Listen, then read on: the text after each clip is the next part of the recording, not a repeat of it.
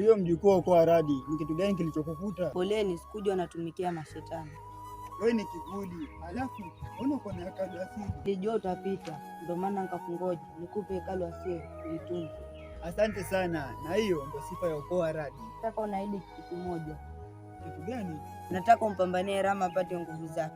Roho ya Newman, nimejua ukweli. Nikutoe hofu tu, hakuna kitakachoshindikana kwa mjukuu niyeshindikana. Roho yangu itatulia kama utafanya hivyo. Kwaidi tu utamrudishia Rama nguvu zake ili arudi kati ya radi. Kuna dua zangu kwa hilo.